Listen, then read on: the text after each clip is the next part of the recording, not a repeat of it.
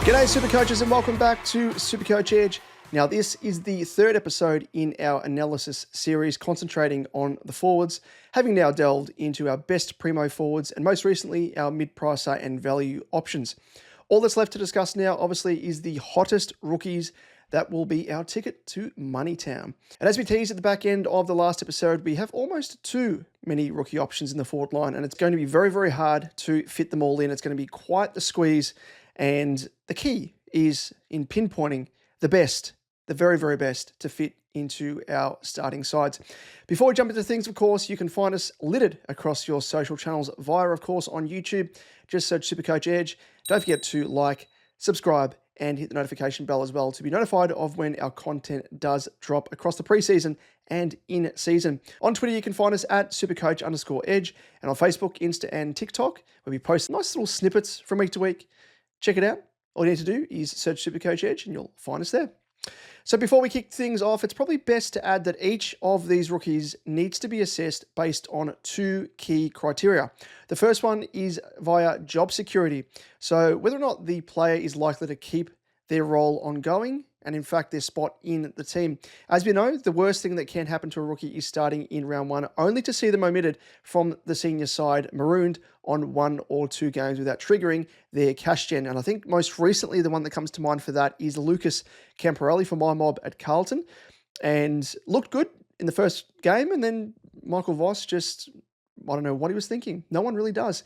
But a bit of a kick in the old backside there. When you select guys in your starting team and you think they're going to be sticking around at least for one price rise, and then you have to wait, almost the rest of the season. And I think in Lucas's case, I don't think he played a third game. So for those of you out there that would have owned him, you would know full well how frustrating that is. The other key criteria to look at with rookies is obviously their scoring potential and whether or not they have the ability to score well enough to warrant either on-field selection, or they can at least score well enough to keep their cash generation ticking over. So if a player ticks both boxes in having solid job security and scoring potential, then they are an immediate tick. Strong scoring potential and low job security is a risk, and high job security but low scoring potential means they'll instead be a very slow burn. And you don't want too many of either of those guys in your side, otherwise it delays your ability to upgrade your side as quickly as possible. Again, the most recent example, especially of the slow burn, is Isaac Kako. So I was an owner of his, and I think I punted him around about mid-season, and I was confident he was going to make too much more money in it, and I don't think he did. So there was those people out there that actually held on to him for even longer, and they were incredibly frustrated. So again, holding one of these guys that's a slow burner, it's not too bad, but if you have more than one, I think it kind of stunts your growth and, as I said, your potential to upgrade your team as quickly as possible. Also, just to note, in order to get a full, well-rounded assessment of each of these rookies, we will need to wait until we see some exposed form through the preseason officially in those matches. And I think most teams as well are playing an unofficial, as they're calling it, practice game, which I think a lot of teams out there will be live streaming. So again, another sort of area that we can see some exposed form and get more of a read on certain players. And for those also in the opening round, we get virtually a free look at specific players in season before deciding on whether they are right for our starting teams. From there, we can see what their role looks like and most importantly, whether they are likely to play in round one. So let's get into it. And first up, we have among the rookies to discuss Jamarra Ugle-Hagan. 214.1k as a forward only. His 2025 average was zilch. Nada. He didn't play. As we all know, he was quite publicised in the media. Extra bye he does, playing now for Gold Coast, and he has the bye in round 3.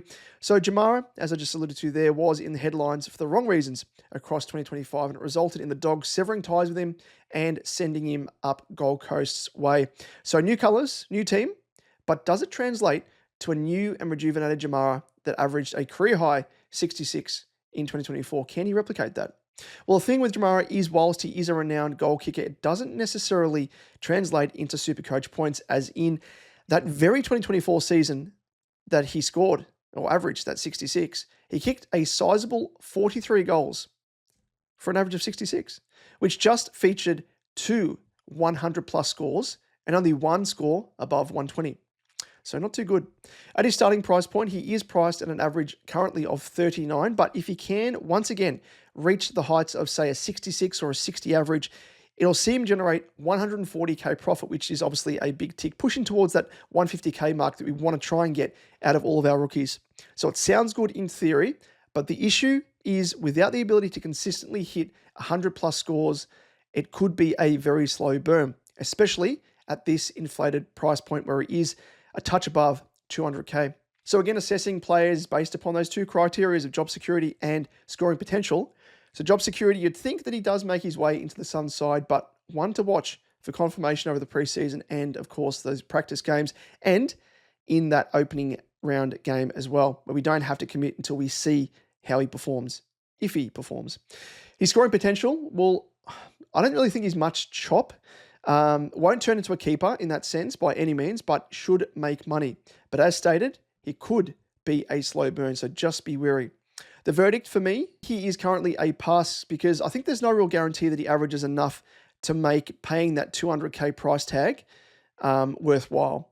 And if he does, it could be a slow burn given his non-existent ceiling and shaky floor. But again, in a new team, we need to see how things fare and how he fits into the lineup structurally, everything else. He could have a career best season. We just don't know. But again, we'll just have to watch and monitor that very, very closely. Next up, we have a touch cheaper, Cooper Duff-Tytler, 190k as a forward ruck, and his 2025 average in his draft year, of course, the new Eagle. He averaged 99 points, averaging 20 disposals and 17 hitouts in the Coates League, and does not have an extra buy, which is always a good thing. So Cooper will develop, I think, longer term into that ruck replacement that the Eagles have so desperately been crying out for since the departure of Nick Nat, with Matt Flynn and BJ Williams not quite cutting the mustard. In terms of expectations for him early on at the Eagles, as he develops, he may find himself stationed more up forward with smaller stints in the ruck, which means he won't be able to, capitalize on the juicy ruck points and scoring frequency that comes with it being a ruckman. And this means that he will be a slow burn at best, I think. Job security, you'd think the Eagles develop him with games at senior level from the get-go, and they get as much experience into him as they can across 2026. Scoring potential-wise, well, he might get the odd spike game, but I expect him to score modest numbers, which at his higher starting price means he won't be much of a cash generator, and it means that he has to average more in order to make more money compared to cheaper cash cows. So the verdict for me is, whilst his job security does look great, his output looks questionable as a out-and-out cash cow. I expect him to be slow burn, and you can't have too many of these cash cows. Otherwise, it can tank the timeline of your side's upgrade if you have too many slow burners. He is a watch for me still at this stage, but again, I guess the big tick for him is the fact that he does have that job security, which is kind of, lacking in rookies. But again, you get that with higher price rookies, and especially ones, I think he was taken, number 2 in the draft. So at an inflated price tag, but I just don't know if it's worthwhile paying the extra dollar he dues to get him in our sides based upon good job security and I guess, limited scoring potential. Next up, we have Mattaes Phillipou, 168.4k as a pure forward, would you believe? 2025 average was 34.6 across 7 games. Has the extra buy in round 4. And I guess with Phillipou, we've seen what he can produce when he's at full fitness and playing, most importantly, in the midfield, averaging 99.3 in 3 of his last 4 games of the 2024 season when he averaged 62% CBAs.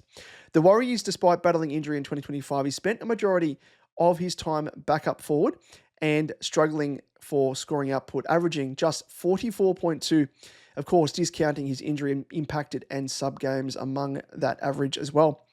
Now, the departure of Jack Steele otherwise would have been a perfect opportunity for Phillipou to, step into the vacancy in the engine room, but the arrival of Sam Flanders, I think, puts that notion to bed. As such, it remains to be seen how much time, if any, will be spent in the engine room. But hearing of him playing in the midfield at the Saints match sim is music to our collective ears. So, jury's still out. Job security, if fit, he plays at senior level. I think there's no question about that. Scoring potential-wise, well, it would seem his scoring output is tied to the position that he does play. He plays midfield, he scores well enough to justify selection, and if he's marooned up forward, well, he isn't as much of an attractive option. So the verdict for me is he's currently in my side, and I expect him to be a semi-decent playing cash cow, but his floor and ceiling falls away very quickly if he doesn't play as a pure mid. And at a decent enough price point with sound job security, it may be a risk worth taking, I think. Unlike, Cooper Duff-Tytler, who we just spoke about, who's a rookie, Phillipou has shown across the journey that he can still score relatively well enough, even when he's playing a bulk of his time up forward. He did that in one of those 4 games of his last 4 games of the 2024 season. He scored, I think it was a 90-odd, and he was playing pure time up forward. I think it was against my mob at Carlton, and he kicked 2 or 3 goals and looked really good. So off the back of that, job security is sound, and scoring potential, whilst iffy and is dependent upon his role, I think the upside there with him potentially stepping into the midfield role, even in season at some point, is worthwhile taking the risk on. Next up, we have Sullivan Robey, 167.5k as a DPP forward mid.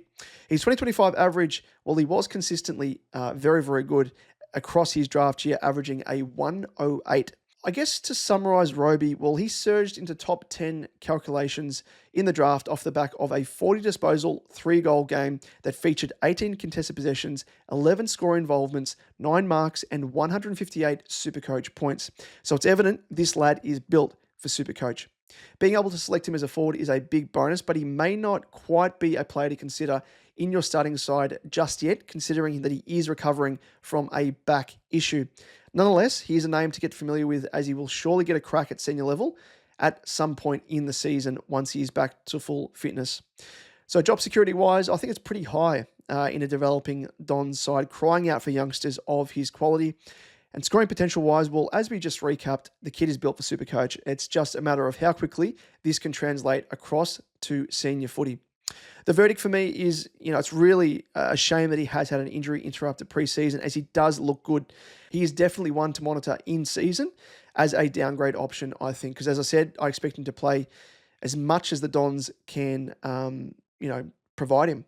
Next up, we have Todd Marshall, a bit of a mature age player here, 147.9k as a pure forward. 2025 average, well, it was no games because it was out through injury. And Marshall, well, he averaged 55 points from 19 games in 2024 before he went down with an Achilles injury that saw him miss the entire 2025 season.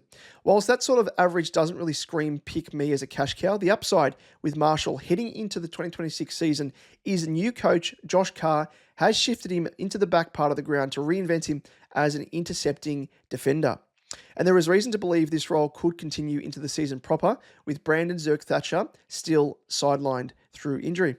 Job security, well, if fit, which has been, across this preseason, he's been pretty sound, then he plays. Simple as that. Scoring potential, well, the prospect of him being an intercept defender, racking up marks and SuperCoach points is a tantalising prospect at this cheap price point. Even if he is shifted back to the forward line, an average of 55 will still see him make money. It just might be a bit of a slow burn as a forward compared to being an intercept defender. The verdict for me, well, he's one, I think, of the few lock and load cash cows in my side, and one that I am excited about. Intercept marks, potential kick-ins, and being used as an option, transitioning the ball out of defensive 50 with easy rebounds. Gee whiz, where do I sign up? Next up, we have Malcolm Rosas, 145k as a pure forward. 2025 average of 33 from 4 games, but his true average was 54, discounting his 2 sub-affected games. He has the extra bye in round 3, unfortunately. And Rosas, well, he finds himself now at the Swans, crossing over from the Suns for more opportunity, and showed an ability to make cash in 2022 when he was priced very similarly at 132k. And he increased 127k in price off the back of 9 goals in 8 games. And that stretch of games was very, very nice to see. Could the same potentially happen here? Well, discounting all sub-games across his 5 seasons at senior level, he has averaged 54, 53.2, 55, 54.9, and a 30. An average of 55 would see him appreciate to around about 150k, so it is within his wheelhouse and he has done it before. The issue is scoring consistently enough to get there, which he isn't renowned for across the journey, so could be another slow burn in the mould of a Kako. Job security-wise, well, he looks to have a spot at the Swans given they convinced him to join them over other clubs who are lining up for his services. And scoring potential-wise, well, there can be a lot of deviation in his scoring, which is natural, I guess, for a small forward. Verdict, he's a watch for me at this stage. If his job security looks sound, he might be worth the punt at this price tag, but holding the slow burning Kako in 2025 still gives me nightmares.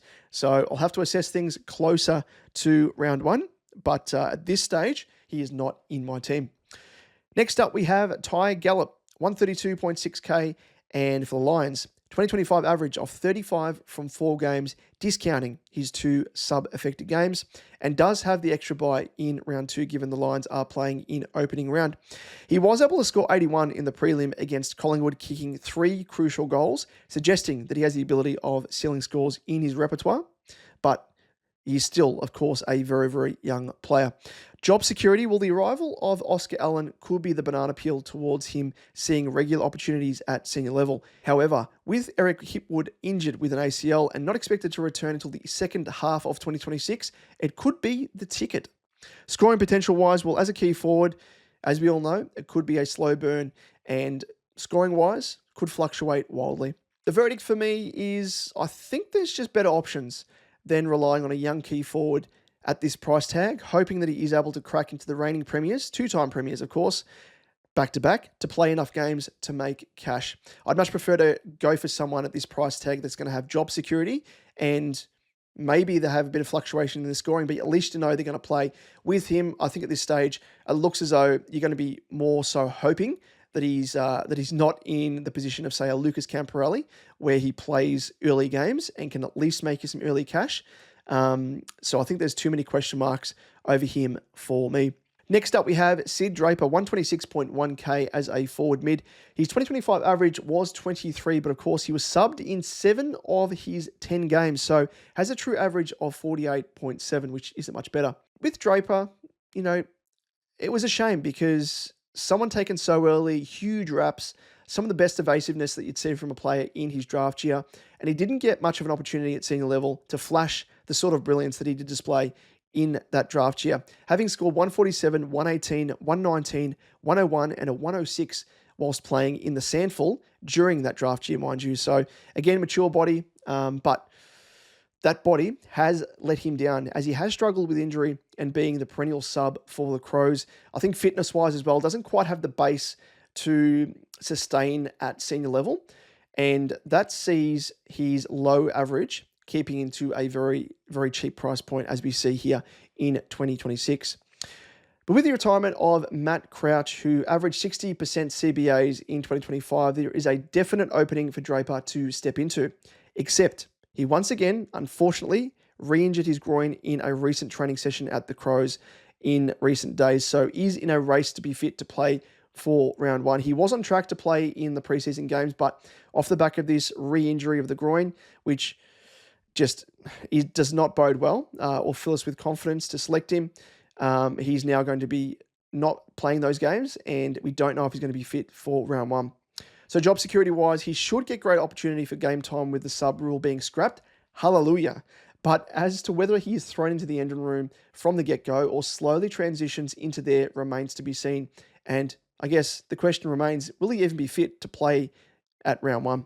Scoring potential, his scoring potential against senior bodies in the Sandful, as I mentioned during his draft year, does speak for itself. He just needs to be given a fair crack in the engine room to translate across to SuperCoach points that we all want to see. He played a bulk of his time, I think it was up forward, and some fleeting minutes in the engine room, but it just wasn't enough to give him that opportunity to really show his wares.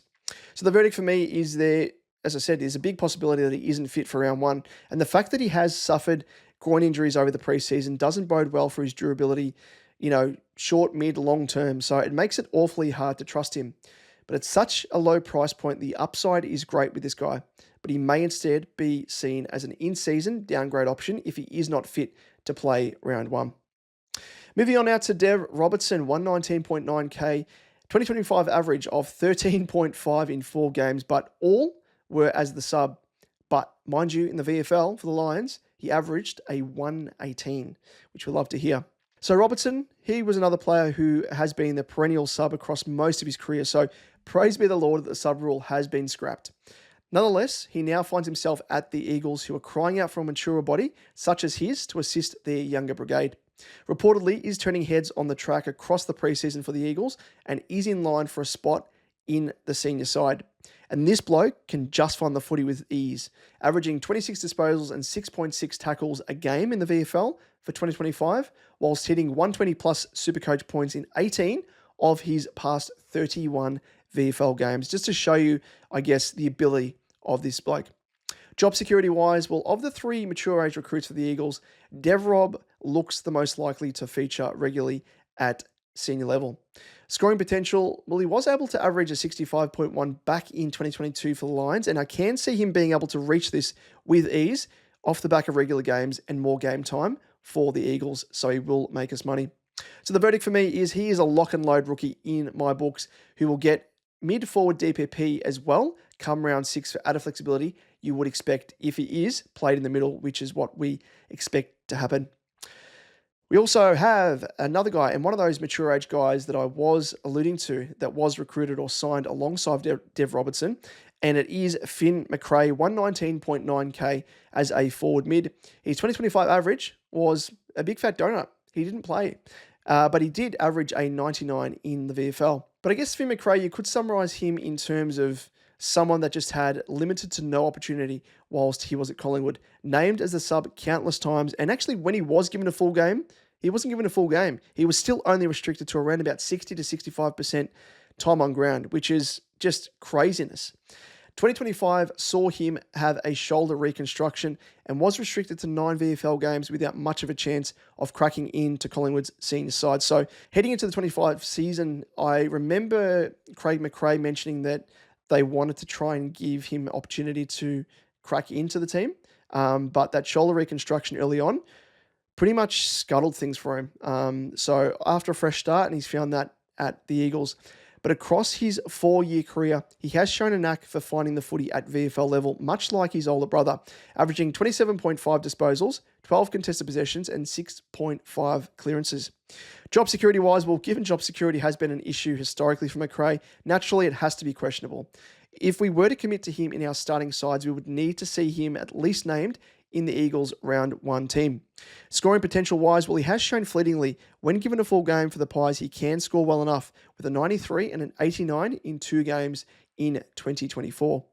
Verdict, well, his DPP is very handy, but will he get a game? If he isn't named in round 1, I will likely avoid.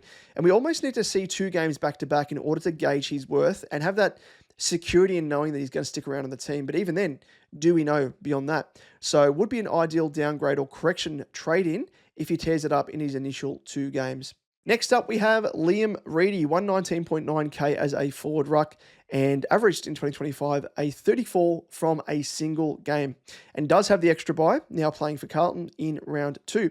So the big hulking ruck finds himself in navy blue after being stuck behind Jackson and Shrek Darcy in the ruck at Freo, and now presents as an interesting prospect with genuine upside. The beauty of Reidy as the mature body is he comes to Carlton as an immediate plug-and-play type. He's a mature ager with a massive frame, and his form in the waffle has been elite. Despite not getting much of a crack at senior level, he managed to make the most of his time at Peel Thunder in the reserves, averaging 41.7 hitouts a game, and seeing him win the club's best and fairest.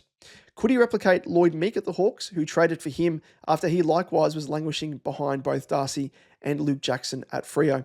Reidy is also a very handy DPP ruck forward, so that adds a layer of attractiveness to him in providing flexibility and cover across 2 lines, and could prove a handy swing with the Sid Draper once he returns to full fitness. Job security, well, it remains to be seen if he can get a crack in opening round. And if so, we get a free look at how he performs and decide whether he is worthy of a spot in our starting sides. Scoring potential, well, hasn't really had a chance to show what he can produce as the outright number 1 ruck, sharing the load with either Jackson or Darcy in his games that he's played. So the verdict for me, well, I think Reidy genuinely has an opportunity to overtake Pitnet, who, whilst is a decent tap ruckman, I think he was rated right up there in terms of his hitouts to advantage. Pitnet fails to do much around the ground compared to Reidy, who is a more mobile ruckman. And with the new ruck rules as well, that means less stoppages will be forced. So it means those more mobile rucks with less reliance on scoring via stoppages will be favoured in Supercoach. So, I mean, end of the day, if Reidy isn't played or named in the opening round, I think there's still a chance for him to come in at some stage in season. As a Carlton man, having been down to open training, captured vision of him on my camera, he looks really, really good.